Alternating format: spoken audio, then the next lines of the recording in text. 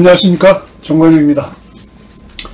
예, 오늘 말씀드릴 주제는 국제정세 흐름 읽기, 세계 금융 시스템의 위기, 붕괴 위기, 공포는 곧 다가올 것인가 해서 세계 경제 지금 계속 오래전부터 몇 년 됐죠.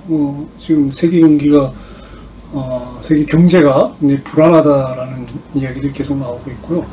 사실 계속 흘러오고 있죠. 계속 여기가 뭐 거의 시한폭탄처럼 단지 때만 알지 못하는 거지.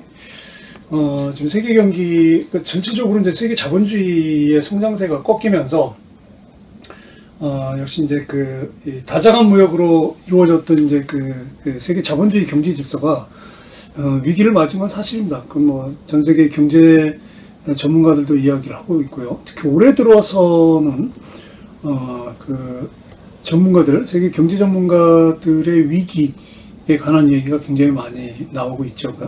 리세션, 경기 침체에 대한 공포에 대한 이야기도 많이 나오고 있고요. 그래서 오늘 드릴 말씀은 전체적으로 세계 경기가 위기라고 하는 것에 대한 일종의 어떤 이 데이터를 통해서 말씀드리려고 하는 건 아니고요. 그건 뭐 신문 기사나 언론에도 많이 보도되고 있습니다. 요즘 뭐 우리나라 신문들이 그 외국의 경제 관련 기자들을 잘 가지고 와서 아주 자세하게 내용을 잘 보도를 하고 있기 때문에 그런 데이터, 세계 경제 흐름에 대한 데이터들은 기존에 이제 언론 매체에서 나와 있는 것들을 이제 보시면 되겠고요. 그리고 지금 경제에 관심이 있는 분들은 아마 꾸준히 그 경제 관련 기사라든지 세계 경제 흐름들을 아마 계속 보고 계실 거예요. 그래서 오늘은 이제 심도 있는 데이터에 근거한 어떤 세계 경제 위기에 대한 어떤 진단보다는 전체적인 흐름을 한번 좀 조망을 해보려고 하는데요. 그 포커스를 그 기축통화인 그 달러의 위기, 그리고 달러의 위기와 함께 그 미국의 어떤 변화, 특히 이제 미국이 세계 경제, 세계 질서를 지배하는 그 미국의 패권의 변화가 어떻게 될 건지에 대해서 한번 좀 생각을 하려고 하는데요. 지난달이죠. 9월 말에 우리나라 우리은행이 판매한 그 해외 금리 연계 파생 결합 펀드 DLF라고 해서 파생 결합 펀드가 이제 9월 26일 날 만기가 되는 상품이 이제 뭐 100% 원금 손실이 됐다. 그래서 첫 번째 상품 손실이 된 그 파생 상품이 이제 나오면서 이후에 지금 그 DLF 상품을 산 이제 고객들이 구매자들이 지금 뭐 계속 뭐 은행에 가서 시위도 하고 막 그러는데 지금 뭐 조국 사태 때문에 뭐 다른 뉴스들이 다 묻히면서 이 DLF에 관한 기사들도 지금 자세하게 보도가 안 되고 있는데요. 파생결합 펀드는 파생결합 증권, 그러니까 파생결합 증권을 편입하는, 그러니까 그 펀드 안에 파생결합 증권이라는 상품을 이제 편입을 해가지고 만든 상품이에요. 이제 파생 상품인데, 그래서 이 파생 결합 증권은, 그러니까 이 펀드에 편입된 파생 결합 증권은 주식이라든지 증권 자체가 이제 주식이나 주가에 연동이 돼서 그 수익을 주는 수익을 얻을 수 있는 상품이잖아요. 그래서 이제 파생 결합 증권은 그러니까 기본적으로 주식이나 주가 지수 외에 뭐 원유라든지 그다음에 금리, 뭐 이런 어떤 그 기초자산들을 넣어서 거기에 기초해서 이 가격 변동에 따라서 이제 투자 수익이 결정되는 그 일종의 비상장 증권이에요. 그래서 우리은행이 이제 판매한 그 독일 국채금리하고 연계된 그 파생 상품에서 이제 처음으로 그 원금이 전액 손실되는, 그게 만기가 막 9월 26일이었을 겁니다. 그래서 외국 선진국의 국제 관련 파생 상품으로서는 아마 처음으로 그 원금을 날린 첫 사례가 아닌가 이제 싶은데요. 이후에 뭐 보시겠지만 사진에 지금 그림에도 나가고 있지만 특히 그 국민은행에서 판매한 9월 26일 만기 KB 독일금리 연계 전문 그 사모증권도 그 상품 손실률 98.6%로 확정이 돼서 이제 그 손실이 확정이 됐거든요. 이것도 마찬가지죠. 이 독일 국채하고 상대적으로 독일이 그 안정됐다고 이제 사람들이 보통 생각을 하죠. 근데 이 은행에서 이 상품을 팔 때가 3월입니다. 원래 3월 봄으로 제가 알고 있는데 이때쯤 되면 그 지금 유럽의 그러니까 금리도 이제 계속 이제 다운이 되고 있는 상황이고 지금 세계 경기가 굉장히 안 좋은 상황이기 때문에 이런 파생 상품 같은 이것에 투자를 하거나 파생 상품을 투자하는 것은 굉장히 그 리스크가 굉장히 큽니다. 그래서 은행에서 이런 파생 상품들을 팔 때는 조심해서 상당히 신중하게 그 고객들에게 판매를 해야 되고 그리고 이 상품을 설계한 판매자인 은행이 그 상품에 그 연계되어 있는 이건 이제 독일하고 연계된 게 되잖아요. 그 독일 국채금리하고 연계됐기 때문에 세계 경제 흐름에 있어서 독일 국채금리가 어떻게 될 건지 최소한의 전망은 했어야 되는데 지금 뭐 뉴스에 나오는 거 보니까 위험을 알고서도 판매했다 뭐 그런 그 이야기들이 계속 나오고 있어요. 그래서 이제 내용이 보면 지금 이제 사진에 나가다시피 몇 개 은행에서 판매한 그 독일 국채 그 10년물하고 연계된 그 금리하고 연계된 DLF 상품이 마이너스 그러니까 만기일에 마이너스 0.2% 이상이면 보시는 것처럼 연 4.2% 정도 4에서 4.2%를 지급하는 상품이고요. 만약에 이제 만기일에 마이너스 0.3% 아래로 내려가면 이제 손실이 발생하기 시작을 해서 거기 나온 것처럼 마이너스 0.6% 미치면 원금을 모두 날리는 상품이에요. 내가 그 투자한 원금은 하나도 건지지 못하는 상품이죠. 그 파생 상품 자체가 그렇게 리스크가 좀 크긴 한데요. 그래서 이 펀드 수익률을 확정하는 이제 9월 24일부터 시작을 해서 24, 25, 26주 봤을 때 그때 독일 국채 10년물 금리가 마이너스 0.619%였어요. 그러니까 뭐 원금 전액이 다 손실이 된 거죠. 제가 우리 은행이라든지 국민은행에서 판매한 독일 국채 10년물하고 연계된 금리 연계 DLF 상품에 대해서 이야기를 드리는 이유가 지금 안전하다고 생각된 독일의 국채금리, 독일 국채금리하고 연계된 파생 상품 DLF조차도 지금 독일의 금리 하락으로 인해서 지금 이제 큰 손실을 입은 이건데요. 이제 이게 뭐냐면 지금 세계 경제가 특히 이제 금융 부분의 거품으로 지금 완전히 이루어져 있어요.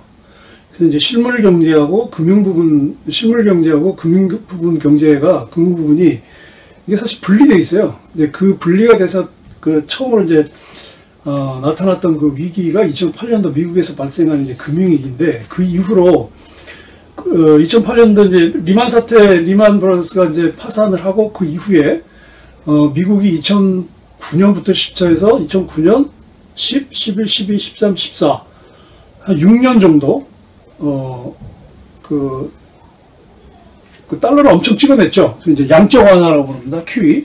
이 양적 완화를 엄청나게 했어요. 그래서 돈이 엄청나게 풀렸습니다. 달러가.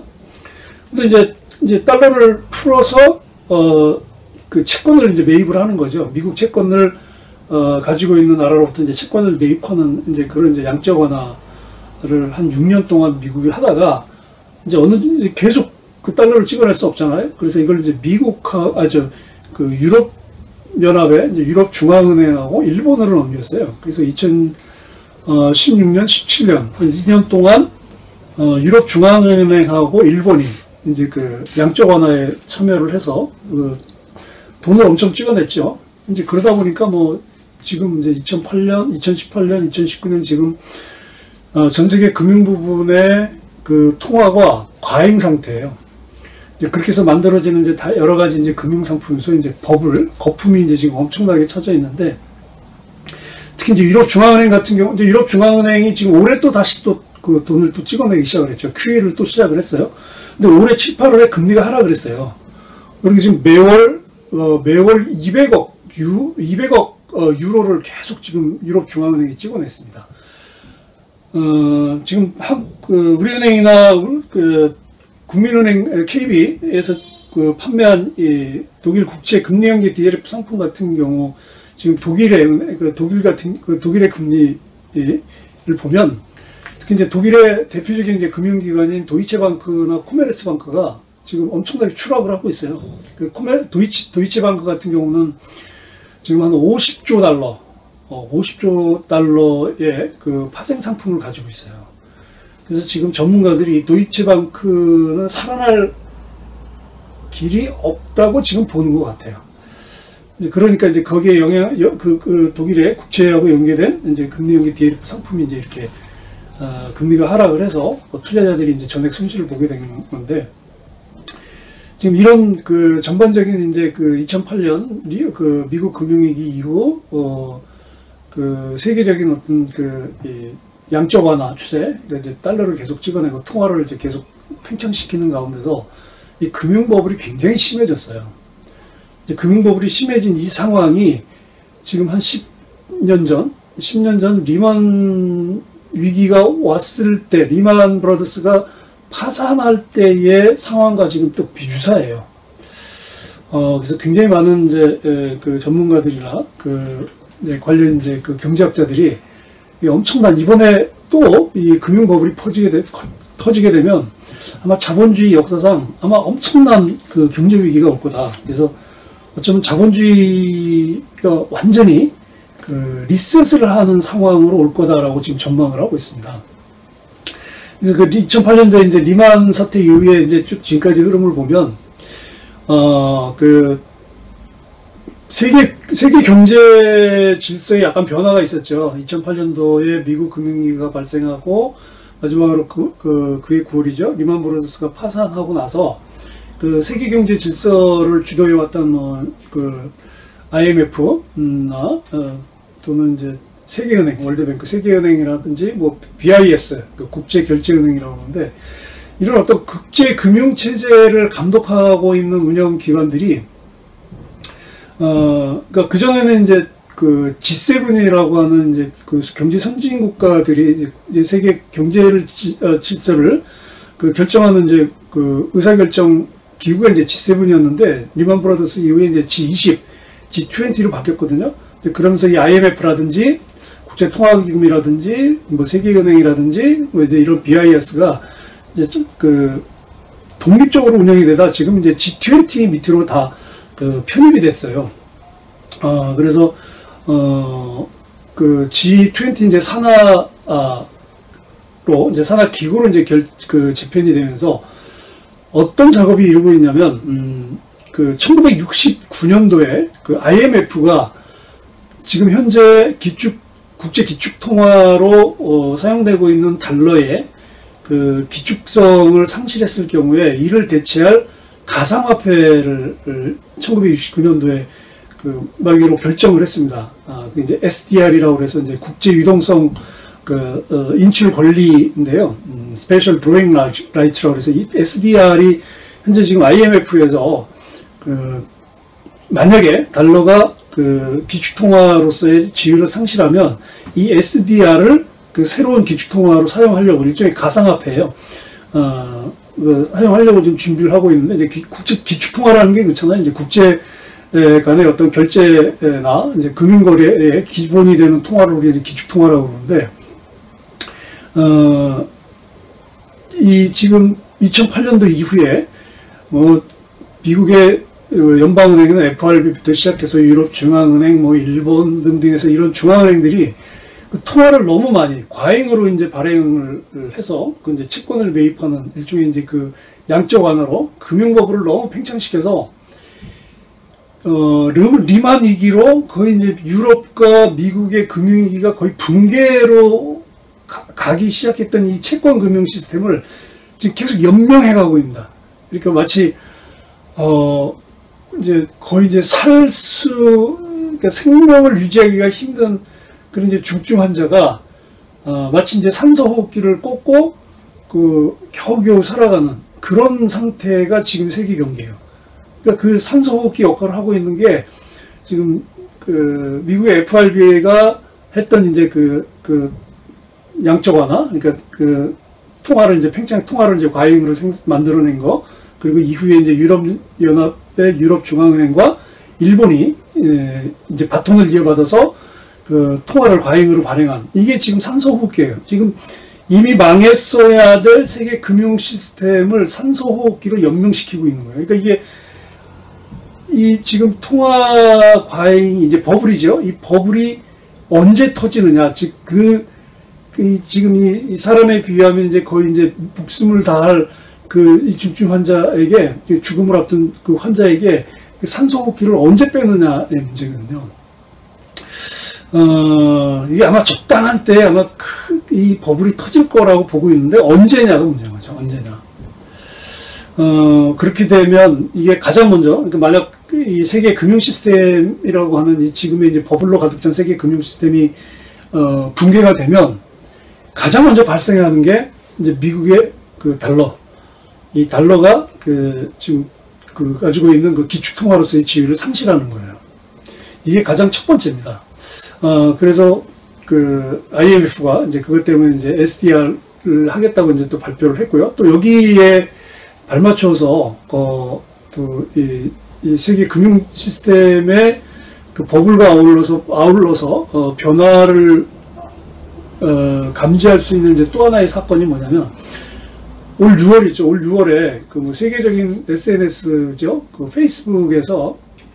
페이스북의 그 대표인 저커버그가 페이스북 자체로 리브라라고 하는 가상화폐를 발행하겠다라고 이제 발표를 했어요. 준비를 지금 하고 있는 걸로 알고 있어요. 그래서 그때 막 언론들이 페이스북이 내년에 이제 발행할 리브라에 대해서 굉장히 많은 이제 관심을 갖고 리브라에 대해서만 보도를 했는데, 사실 페이스북이 발행할 가상통화인 리브라의 이면에는 이제 엄청난 작업이 시작되고 있는 거죠. 그러니까 미국과 영국의 첩보계라든지 미국의 군산, 금융의 재계가 다 이렇게 네트워크로 연결돼 있어서 이 달러의 기축통화를 둘러싼 엄청난 지금 암투가 벌어지고 있는 거예요. 여기에 대해서 이제 페이스북이 가상통화, 내년에 리브라라고 하는 가상통화를 발표한다는 얘기는 뭐냐면,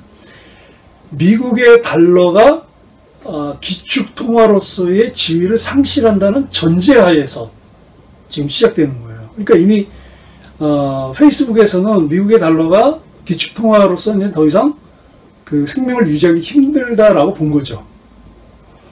그러니까 이제 리브라라고 하는 게, 지금 이제 크게 보면 이제 만약에 달러가 기축통화로서의 지위를 상실하게 되면 IMF에서 이미 결정된 1960년에 결정된 이제 SDR이라고 하는 가상화폐와 페이스북이 내년부터 발행하겠다고 하는 리브라라고 하는 가상화폐, 이 두 개가 이 달러의 기축통화 지위 상실을 이은 새로운 기축통화로서 등장하려고 하는 겁니다. 크게 흐름으로 보면. 그래서 지금 이 세계 경제 흐름, 특히 이제 이 세계 금융 버블의 이 위기, 이 거품이 터지게 되는 이 위기는 달러의 기축통화에 대한 이제 엄청난 이제 큰 이제 변화가 있고요. 이제 이 달러의 기축통화 상실은 사실 간단하게 우리가 또 얘기할 수 있는 부분은 아니에요. 왜냐면 지금 세계 무역 질서, 그러니까 다자간 무역 체제죠. 이 다자간 무역 체제에 커다란 또 변화가 와요. 근데 트럼프 미국 대통령이 2017년에 대통령으로 당선되고 나서 이후에 여러 가지 지금 했던 일들 중에서 세계 질서, 새로운 세계 질서를 이끌어가고 있는데, 그 중에 두드러진 게 지금 이 자유무역, 이게 다자간 자유무역 구조를 지금 해체를 하고 있는 거거든요. 그러면 지금 트럼프가 주도하고 있는 이 다자간 무역 구조의 해체와 달러의 기축통화 지위 상실은 지금 연계되어 있는 겁니다.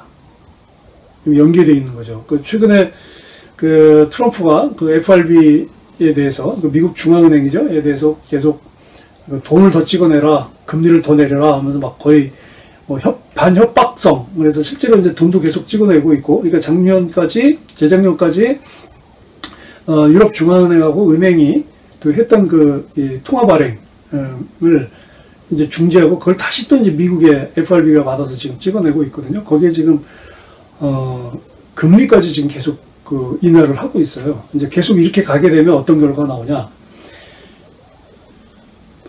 금융 시스템이 붕괴가 되는 거죠. 즉, 버블이 터지는 거죠. 2000년도에, 그러니까 1990년 이후부터, 소비에트, 사회주의권이 붕괴된 이후, 90년, 91년 이후에, 세계 자본주의가 새로운 변화를 하게 되죠. 그러니까 그 전까지는 이제 실물경제 중심으로 세계 무역경제가 흘러져 왔다면, 사회주의권이 붕괴되면서, 이 금융 부분이 굉장히 이제 확대가 되기 시작을 하죠. 그래서 1990년대에 이제 소위 이제 금융 주도의 세계화가 이루어지죠. 이제 금융 자본주의가 되죠. 그래서 2000년 초에 세계적으로 발행됐던 파생 상품 액수가 50조 달러였어요. 50조 달러였는데 20년이 지난 지금 올해 2019년은 270조 달러입니다. 엄청나게 지금 이게 지금 다 거품이에요. 거의 뭐 4배 이상으로 지금 거의 5배 가까이 이 지금 금융 부분에 이 거품이 이제 확대가 돼서 이게 언제 터지느냐의 문제지 터지기는 아마 하게 될 겁니다. 그래서 이런 상황에서 이제 세계 금융 시스템이 이제 붕괴가 된다면 자본주의는 새로운 국면으로 들어가게 되는 거죠. 아까 말씀드린 것처럼 마치 우리 컴퓨터가 시스템에 문제가 생기면 리셋을 하듯이 이 자본주의도 리셋이라고 하는 과정을 거치게 될 거다. 그게 금융버블, 그러니까 금융 시스템의 붕괴와 미국 달러의 기축 통화로서의 지위 상실, 이 두 개가 같이 맞물려 간다는 얘기죠. 그래서 저는 어쨌든 지금이 세계 금융의 붕괴로 지금 보고 있습니다. 저도. 그래서 이 세계 금융 시스템이 붕괴가 되면 당연히 이제 미국이 주도했던 미국 달러가 주도했던 이제 세계 패권 질서도 변화가 올 것이고요. 그다음에 이제 미국의 달러 패권이 이제 상실될 거고, 그래서 이제 자본주의 경제 시스템에 이제 큰 변화가 이제 올 텐데, 근데 이게 이렇게만 끝나는 게 아니라 실물 경제에도 영향이 온다는 겁니다. 그 실물 경제에도 영향이 온다는 건데요. 그걸 이제 제가 보여드리는 한 이제 인터넷 사이트인데요. 이게 The Economic Collapse라고 하는 외국 사이트입니다. 이거 경제 붕괴라고 하는 사이트인데, 이 경제 붕괴 이 사이트에서 거기 사진에 나와 있죠. 5월 16일로 지금 나와 있는데, 이런 글이 올라왔어요. 국제 경제, 그러니까 글로벌 경제가 지금 어떻게 형성이 되고, 지금 그것이 어떻게 지금 나빠지고 있는지에 대한 15가지의 징조, 현상을 이제 쭉 올렸는데, 그거는 제가 올려주지는 않습니다. 일단 15라고 나와 있죠. 15개가 지금, 세계 경제가 침몰하고 있는 증거, 현상이에요. 이제 그 중에 15가지 다 말씀 못 드리고요. 이제 그걸, 그 중에서 3가지만 말씀을 드리면, 이제 첫 번째가, 미국의 소비 경제가 굉장히 침체하고 있다는 거죠. 미국의 소비 경제가 침체하고 있고, 그리고, 미국의 자동차, 신용대출, 자동차 대출 연체가 굉장히 늘어나고 있다고 그래요. 그리고 두 번째가, 이건 뭐 지금 우리나라 언론에서도 이제 계속 나오고 있는 얘기가 전 세계적인 자동차의 판매량이 줄어드는 거예요. 그러니까, 이건 자동차뿐만이 아니라, 세계 자본주의가 지금 불경기에 접하게 된 지표만 봐도, 바로 이 세계 수요, 세계적인 어떤 상품 수요가 계속 줄어들고 있다고 하는 데이터만 봐도 알 수가 있거든요. 그래서 세계적인, 아무래도 자동차를 많이 소비하는 나라들이 뭐 유럽이라든지, 그다음에 미국, 그다음에 중국인데, 자동차 판매량이 계속 하락하고 있다는 거. 그리고 이제 세 번째가, 미국 세계 무역이 이제 붕괴되고 있다. 이게 무역 교역량이 2008년도 미국의 금융위기가 발생하고 난 이후 최저 수준으로 가고 있다고 하는 거죠. 그래서 세계 금융 시스템이 붕괴가 되면 실물 경제도 타격을 오고 있는데, 이미 실물 경제도 지금 그 자본주의의 저성장, 그리고 전체적인 이 불경기, 그 세계적인 불경기에 의해서 위기를 맞고 있습니다. 어쨌든 세계적으로 지금 경제적으로나 또 군사적으로 지금 미국의 패권이 점점점 무너지고 있는 건 사실이에요. 이걸 이제 미국 대통령, 트럼프 대통령이 지금 주도하고 있는 상황이고요. 그리고 이후 올 6월이죠. 올 6월에 이제 중국하고 러시아가 공동으로 그 미국의 패권에 대해서 미국의 패권을 억제하기로 또 합의를 했어요, 두 나라가. 그래서 뭐 공동 군사훈련도 뭐 역사상 처음으로 같이 하고, 이제 이런 변화들이 바로 이제 그 미국의 그 어떤 패권의 붕괴를 나타내는데, 이제 미국 패권의 붕괴는 아까 말씀드린 것처럼 이제 달러의 기축성 상실이고요. 그리고 이어서 금융버블, 이 두 가지가 같이 나타날 거라는 거죠. 그러니까 국제 금융 시스템의 붕괴는 두 가지가 같이 나타나는 거예요. 그러니까 미국의 달러의 기축 통화로서의 지위 상실과 그다음에 이제 금융버블, 지금 이제 금융버블이 이제 터지는, 거품이 터지는 거. 그리고 이제 그렇게 되면 이제 어떤 결과가 나타나느냐? 미국이 지금까지 지배해왔던 그 미국이라는 한 나라, 미국 일국의 세계 지배 질서라고 하는 이 패권 체제가 변화된다는 거죠. 그러니까 이제 분산된다는 얘기죠. 당연히 이제 세계 경제가 리셋으로 들어가게 되면, 그리고 지금의 달러를 기축통화로 사용하게 되지 않게 되면, 어쨌든 세계 경제 질서뿐만 아니라 그 세계 정치 질서도 변화가 올 수밖에 없겠죠. 그래서 내년에 미국의 대통령 선거가 있죠. 그래서 이 경제 위기가 언제쯤이냐, 지금 뭐 다들 이거 외국 언론들 보면 계속 예측하는 기사들이 나오기는 하는데, 그 기점은 내년 미국 대통령 선거 전후가 될 것 같아요. 전후. 만약에 이제 트럼프가 재선에 성공하게 된다면, 대통령 선거 이후에, 이 엄청난 이제 이 세계 금융 시스템에, 세계 경제에 격변이 일어나게 될 텐데, 이렇게 해서 그 세계 경제가 재편이 되는 과정이 된다면, 그러니까 금융 시스템이 몰락하고 미국의 달러가 이제 기축통화로서의 기준을 상실하게 되면 미국의 패권도 이제 무너지는 거거든요. 사실 트럼프가 지금 주도하고 있는 게 그거고요. 그렇게 되면 2024년도에 트럼프가 이제 재선이 끝났을 때 이제 다시 이제 누가 대통령이 되더라도 트럼프가 주도했던, 지금까지 계속 주도하고 있고 또 재선이 돼서 앞으로 4년 동안 대통령으로서 임기로 재직하는 동안 자신이 이제 주도하는 그 세계 패권 질서의 변화가 이루어지게 되면, 이후에 어떤 사람이 미국의 대통령으로 돼도 다시는 돌려놓을 수 없는, 그러니까 불가역적인 그런 아마 그 상황이 될 겁니다. 그래서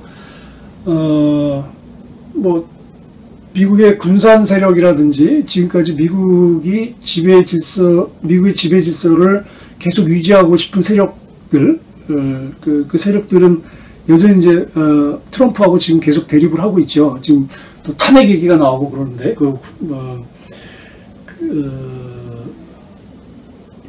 근데 그 탄핵도 이제 그 맥락에서 지금 보는 거죠. 그러니까 끊임없이 지금 계속 트럼프가 지금 공격을 받고 있는 거죠.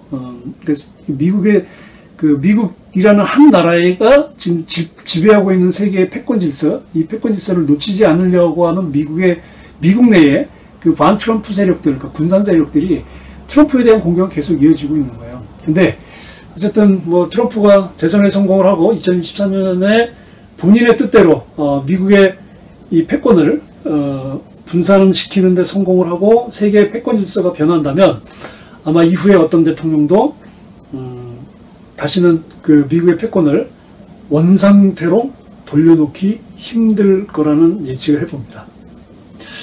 그래서 세계는 지금 엄청난 소용돌이가 휘몰아치고 있습니다. 이 소용돌이 속에서 우리 한국이 어떤 영향을 받을지는 계속 주목해서 봐야 할 것입니다. 오늘 이야기는 여기까지 하겠습니다. 감사합니다.